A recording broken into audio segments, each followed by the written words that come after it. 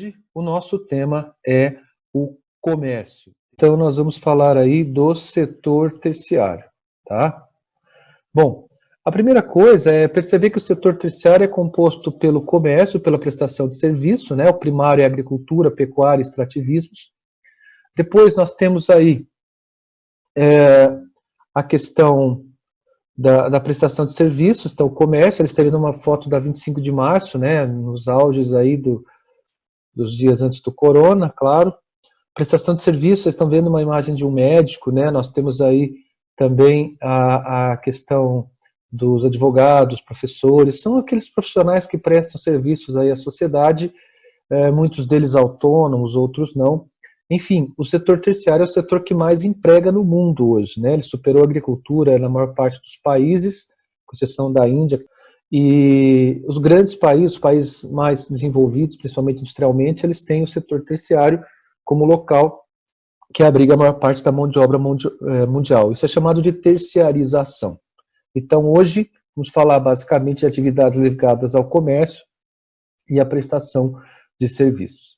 Quais são os tipos de comércio que nós temos? Nós temos o comércio interno, no caso do Brasil, você pode encontrar algumas questões de vestibular que falam que nós temos dificuldades de integração do território, né, porque nós temos muitos climas, muitos biomas, nós temos a Amazônia com a dificuldade de integração por rodovias e tal, e principalmente nós temos poucas ferrovias, o que dificulta a circulação de mercadorias no país, né? Nós ainda podemos explorar muito mais o transporte fluvial, enfim. No caso do Brasil, o comércio interno é um comércio ainda que pode expandir muito. O comércio externo do Brasil também é pequeno, vocês vão ver, mas mundialmente, vocês têm ali ao fundo um navio, e eu sempre gosto de dizer que cada container daquele ali que vocês estão vendo empilhados parece pequeno na imagem, né? Mas é um caminhão, é a carga de um caminhão, geralmente. Então é uma grande revolução das redes materiais, dos transportes, é o transporte naval, com o uso dos containers cada vez mais modernos, mais adaptados. Então eu tenho o transporte marítimo, que é esse caso, que liga o comércio internacional, o transporte terrestre, por rodovias, ferrovias, né?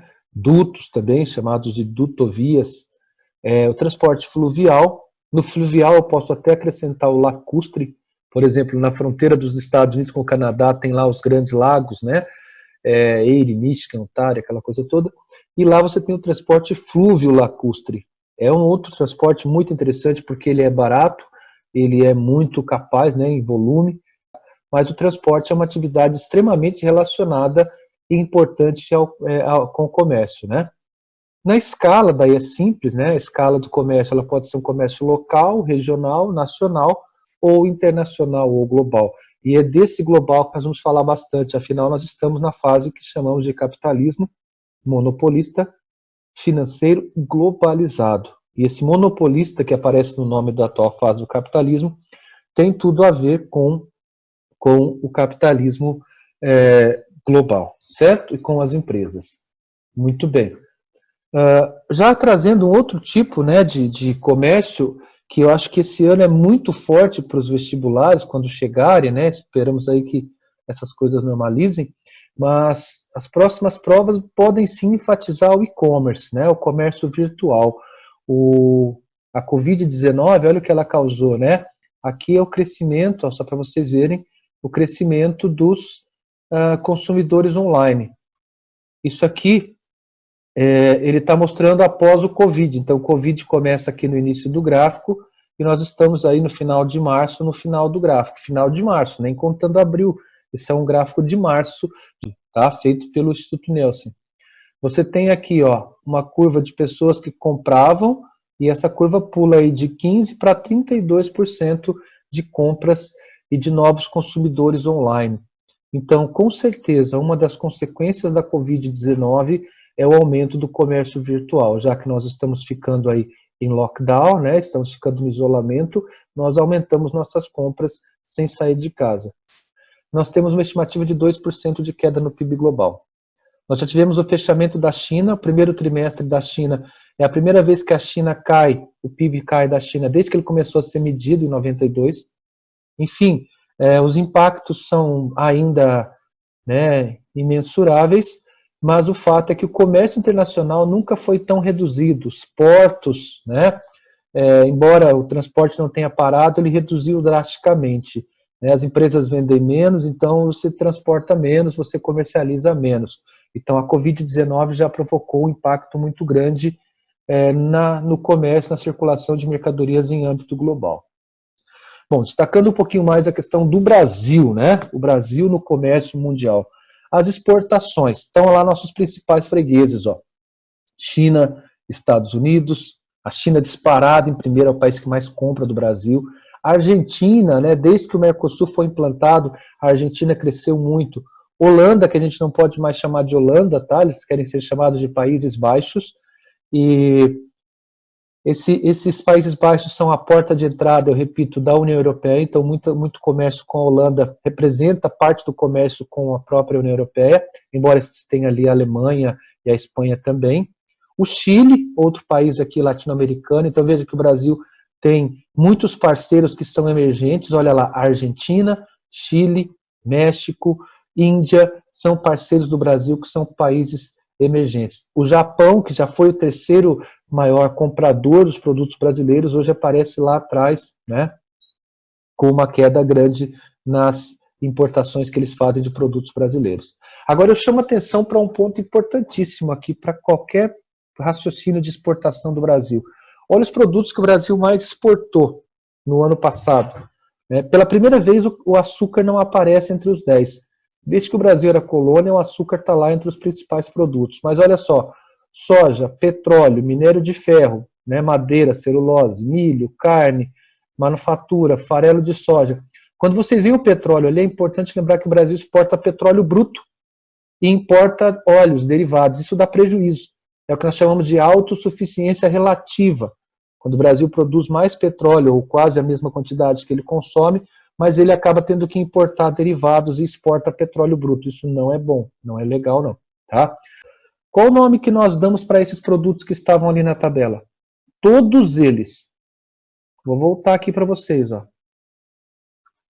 Todos esses produtos são commodities. Portanto, são produtos de origem natural, fabricados pelo homem ou pela natureza.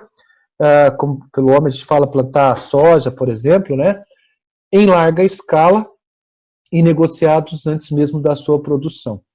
Então, soja, petróleo, nós temos aqueles, né, mercados de bolsa de mercados de futuros. Todos eles são commodities. Portanto, o Brasil é um grande exportador independente dos preços das commodities. Lembre-se que um dos fatores para o crescimento da economia brasileira há 15, 20 anos atrás foi o aumento do preço das commodities. Nos últimos tempos, as commodities estão perdendo um pouco do seu preço, algumas delas, o que não é bom para a economia brasileira de forma nenhuma. Então, nós somos um grande exportador de commodities. Bom, avançando aqui. Principais produtos importados pelo Brasil no ano passado. Manufaturas, né, produtos industriais de vários tipos. Medicamentos, o Brasil é um grande consumidor. Nós também produzimos aqui, mas nós importamos. Óleos, combustíveis, entra aquela questão que eu falei, né, o Brasil exporta o petróleo bruto porque faltam refinarias. Nós temos um problema que é a escassez de refinarias no Brasil. Então nós extraímos o petróleo, mas nós não conseguimos transformá-lo. Nós acabamos vendendo esse petróleo bruto e comprando derivados. Singapura, por exemplo, pessoal, faz o contrário. Ela importa petróleo bruto, refina e vende com um lucro muito grande. Isso seria mais interessante do que nós fazemos. O Brasil é um dos 5 maiores montadores de carros do mundo, mas nós trazemos de fora muitas peças. Existem muitas peças de automóveis que são montadas no Brasil, mas que têm origem em outros países. Minério de cobre, aí, principalmente nosso comércio com o Chile. O Chile é o maior produtor de cobre do mundo. E o cobre tem muitas funções, né, industriais, aí, transmissão e tal. Então nós acabamos importando muito esse produto, apesar de sermos uma riqueza mineral muito grande, esses produtos de cobre já industrializados nós importamos. Aí produtos químicos, plataformas para exploração de petróleo. O que você pode perceber é o seguinte também, o Brasil produz muito petróleo, mas o material para explorar o petróleo e o refino do petróleo nós compramos isso de outros países, né? Isso não é muito legal, não. Tá bom? Bom, aí nós vamos para uma outra parte, né? Se o capitalismo hoje é chamado de financeiro, monopolista, globalizado, quem garante, né, quem faz esse monopólio são as grandes empresas. Dá uma olhada, né? Nós temos monopólio, oligopólio, nós temos oligopsônio, nós temos aí dumping, joint venture e tantas outras práticas. Eu quero destacar algumas com vocês. O que leva ao monopólio? O que leva à concentração de poder na economia mundial? O que leva ao Walmart, o que leva a Coca-Cola, o que leva aí, né, o Carrefour, o que leva esses grupos a serem tão grandes? São algumas práticas que acontecem aí no mercado. Bom, monopólio. Mono é uma. Pólio, vamos pensar uma empresa. Uma empresa sozinha, pessoal, domina o mercado. Como assim domina? Tem duas formas. Tem o monopólio absoluto e o monopólio relativo. No monopólio absoluto, uma empresa tem 100% do mercado. É possível? Sim. Se eu desenvolvo um produto novo, eu crio um produto, eu faço a patente dele. Enquanto essa patente for exclusiva minha, e alguém quiser produzir, vai ter que pagar para mim, né, por ter desenvolvido esse produto, eu tenho monopólio absoluto. O pessoal brincava que era o monopólio Steve Jobs, monopólio da criatividade e tal. E tem o monopólio relativo, que é quando uma empresa tem mais da metade do mercado. Então ela tem 50,01% do mercado. Ela tem mais da metade do mercado, mas não tem todo o mercado. É um monopólio relativo. Qual é a desvantagem do monopólio?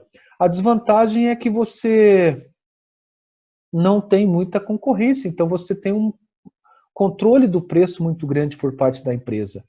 A empresa acaba podendo impor um preço muito mais significativo, muito maior do que ela colocaria se tivesse uma concorrência maior. Aliás, é tudo que o Adam Smith, David Ricardo não imaginavam, né? Eles pensavam que as empresas iam crescer em número, elas iam disputar o consumidor no tapa e iam fazer o melhor produto pelo menor preço possível. Isso acabou não acontecendo, né? Oligo, se mono é uma, oligo são poucas. Oligopólio não é uma condição ideal ainda, mas é um pouquinho melhor que o monopólio. Poucas empresas dominam o mercado. A gente pode pegar no Brasil o setor de aviação, por exemplo. Você tem a Gol, tem a Azul, né, tem a TAM, os grupos que cuidam dessas empresas, né? Isso é um oligopólio. Poucas empresas, nenhuma, vamos imaginar que nesse caso nenhuma tenha metade do mercado, uma tem 35%, a outra 40%, a outra 15%, enfim, mas é um oligopólio. Poucas empresas disputam o mercado. Qual que é o grande risco do oligopólio? O risco do oligopólio é formar o cartel. Nós vamos passar para vocês ainda hoje, quando as empresas, ao invés de disputarem o consumidor, elas padronizam o preço. Então você pesquisa lá 10 produtos em 10 empresas diferentes e o preço está idêntico ou variando muito pouco. Isso é uma cartelização. Isso é um risco do oligopólio. Tá? Oligopsônio. Às vezes aparece, daí o aluno fica assustado, né? O que é o oligopsônio? O oligopsônio é um cartel de quem compra. Você tem grandes redes de supermercados, por exemplo, que selecionam seus fornecedores. Eles dizem assim, eu vou comprar toda a sua produção. Ah, sei lá, você produz o quê? Alface? Eu sou de uma grande rede global de supermercados e aqui na região eu vou comprar toda a sua produção. Só que eu pago X. A vantagem é que eu vou comprar tudo, ou quase tudo, mas o preço é eu quem imponho. Então, quando o comprador impõe o preço, isso é um oligopsônio. É a questão de poder de negociação. Por exemplo, a China. A China liga para você e fala, né, você é um país, eu quero comprar minério de ferro. Mas quem está falando? A China. Você fala, meu Deus, eu vendo toneladas de minério. Ó, só que o preço do mercado é X e eu estou pagando 10% a menos que isso, 5% a menos. Pegar, eu vou ligar para o outro. Então, o oligopsônio refere-se ao poder de compra ou o cartel de quem compra, a imposição de preço por parte de quem está comprando, tá certo? Dumping. O dumping, nós já vimos que existe dumping social, quando o país oferece mão de obra barata. Neste caso é o dumping econômico, tá? É quando uma grande empresa vê uma nova empresa surgindo e tenta enfraquecê-la para continuar controlando o mercado. Qual é a primeira fase do dumping? É você aumentar os seus gastos com marketing. Num segundo estágio, aí vem o dumping praticamente dito, que é a redução dos preços da grande marca. Na maioria dos casos, o dumping econômico com a queda dos preços dá resultado e a nova empresa fica fraca ou até quebra. Então, o dumping econômico é a redução dos preços dos produtos das grandes empresas para enfraquecer novos concorrentes. Mas pode acontecer dele continuar incomodando a grande marca. E aí vai lá, né, a empresa e compra. Eu costumo dizer que fagocita, engloba, né, incorpora. Então, veja, esse tipo de prática é muito monopolista, é muito concentradora de poder. Ela favorece muito os conglomerados, os oligopólios e monopólios, porque nasce uma empresa que poderia ser uma outra grande empresa no futuro, vem a gigante e fagocita, incorpora, ou leva à falência, se ela for muito fraca, e então as grandes continuam sempre dividindo o mercado. É igual agora no momento de crise aí. Quem será que resiste melhor à crise, né? Os pequenos ou os grandes? Pode acontecer e deve acontecer que muitas pequenas empresas fechem por causa da crise do Covid. E as grandes depois vão ter mais mercado para recuperar depois os prejuízos que elas estão tendo agora. Então, isso tem muito a ver com as lógicas capitalistas, as lógicas de mercado dos últimos anos. Então, o dumping começa com o aumento dos investimentos em marketing. Ele é tipicamente a segunda fase, que é a redução dos preços da grande marca. E numa terceira etapa pode ainda acontecer a incorporação, quando a grande empresa vai lá e compra. Bom, o joint venture. O que é o joint venture, queridos? Duas empresas grandes, por exemplo, a Ford e a Volkswagen no Brasil, na década de 80, se unem para fabricar um carro, para fabricar um motor, alguma coisa assim. Então, duas grandes empresas se unem por um tempo pré-determinado e nenhuma delas perde a sua autonomia. Então, eu junto lá, imagina isso, seria uma coisa bizarra, mas só para... surge uma outra marca de refrigerante, a Coca-Cola e a Pepsi se unem por um período para diminuírem os seus custos de produção e aumentarem os seus lucros. Veja bem, quando elas fazem isso, elas se tornam ainda maiores do que já são. Né? Você tem o exemplo da Auto Latina, que é a Ford com a Volkswagen. Depois elas se separam de novo, elas atuam assim por um tempo para conseguirem superar as crises, para tentar melhorar os seus lucros. Enfim, joint venture é definido como uma união temporária que mantém a autonomia de duas grandes empresas. Então, duas grandes empresas se unem por um tempo, mantendo suas autonomias para reduzirem os seus custos de produção e aumentarem os seus lucros, ou ficarem mais competitivas. Perdão. Um último slide, mas não menos importante, eu separei aqui, né? São três grandes conceitos que formam conglomerados. O que são conglomerados? Grupos gigantes de empresas. Grupos que são donos de 30, 40, 50 empresas, ou que são donos de 30, 40% do mercado mundial. O cartel, que eu já expliquei para vocês têm aqui 4, 5 grandes empresas, ao invés de disputarem o consumidor, elas dividem o mercado, então cada uma fica com uma fatia, porque elas vendem um preço parecido, com uma qualidade parecida. Então você pesquisa um produto, vai lá em 10 lugares, e ele está com o mesmo preço nesses 10 lugares. Isso é cartelização. Professor, é crime? É crime. O difícil é você configurar os agentes, você provar que esses agentes fizeram isso. Então é um crime difícil de ser comprovado, mas fácil de ser tipificado. Então você tem... Isso é muito ruim, né? Se você pensar na teoria liberal clássica do Adam Smith, do David Ricardo e tal, você vai ver que eles acreditavam que quando você tem as empresas disputando o consumidor, o preço tende a ser o melhor possível com o melhor produto. E não acontece isso na cartelização. Muitas vezes nós temos produtos medianos com preços iguais ou parecidos e acabamos ficando sem opção de escolha, certo? Por causa do preço, principalmente. O que é o trust? Indo da direita para a esquerda aí. O trust é quando uma grande empresa compra os seus concorrentes e ela forma um monopólio ou um oligopólio. Ela vai concentrando o poder. Esse exemplo do desenho aqui, eu tenho um trust horizontal, que é um monopólio que se forma. Mas eu posso ter ainda o trust vertical. Presta atenção, olha só. No trust vertical, uma grande empresa, ela compra os seus fornecedores e não os seus concorrentes. Tá? Então, por exemplo, eu produzo carros. Aí eu vou comprar a mineradora, vou comprar a siderurgia, a metalurgia, a autopeças. No final, o carro que eu produzo, quase todas as partes são produzidas por mim mesmo. Então eu teria, teoricamente, acumulado os lucros de cada etapa. Essa foi uma tendência muito forte no final do século XIX, começo do século XX, com a Standard Oil lá, com o Rockefeller. Tem até uma lei, a primeira lei antitrust da história lá nos Estados Unidos, para tentar dissolver a grande empresa do Rockefeller. Então o trust é uma tendência histórica. Hoje não é mais tão vantajoso na maioria dos setores. Por quê? Hoje é mais barato você fazer o contrário em muitos setores, terceirizar. Então, a terceirização, que é você passar parte dos seus processos produtivos para outras empresas, tem sido mais lucrativo, mais interessante do que o trust vertical, que é você concentrar todas as etapas. A tendência tem sido dispersar as etapas do processo produtivo e não concentrá-las. Tá certo? E por último, nós temos a holding. Holding é uma empresa do setor financeiro, pode operar aí numa salinha de 20 metros quadrados, com muito dinheiro, claro, atuando no mercado acionário. Então eu tenho muito dinheiro, eu vou comprando as ações de grandes empresas. Por exemplo, nós temos no Brasil a holding da Itaúsa, que ela é dona do Itaú, que por sua vez comprou o Unibanco, ela é dona da Grendene, ela é dona da Alpargatas. Veja, não está só num setor. Então as holdings são grandes conglomerados financeiros que vão comprando ações de vários setores e vão concentrando o mercado. Tá? Então veja, holding é uma formação de um conglomerado através do mercado financeiro. Trust é a formação de um conglomerado através da compra das concorrentes, se ele for vertical, a compra dos fornecedores.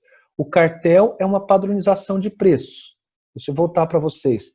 A joint venture, duas grandes empresas se unem para melhorar os seus custos de produção, mas é uma união temporária, não é uma fusão. Joint venture é um conceito para diferenciar de fusão. Fusão vai lá, Sadia, Perdigão e se une. Joint venture, você tem duas empresas se unindo, mas mantendo a autonomia para depois se separarem de novo. O dumping, as grandes empresas baixam seus preços para tentar quebrar novos concorrentes e pode até partir para uma incorporação. O oligopsônio é o cartel de quem compra. Quem compra impõe o preço. O oligopólio, poucas empresas controlam o mercado. Isso conduz quase sempre à cartelização. E o monopólio, uma empresa só detém mais da metade do mercado, é um monopólio relativo, ou detém todo o mercado de um produto, é monopólio absoluto. Tudo bem, pessoal? Um grande beijo para vocês. Tchau, tchau. Até a próxima aula, queridos. Se cuidem, hein?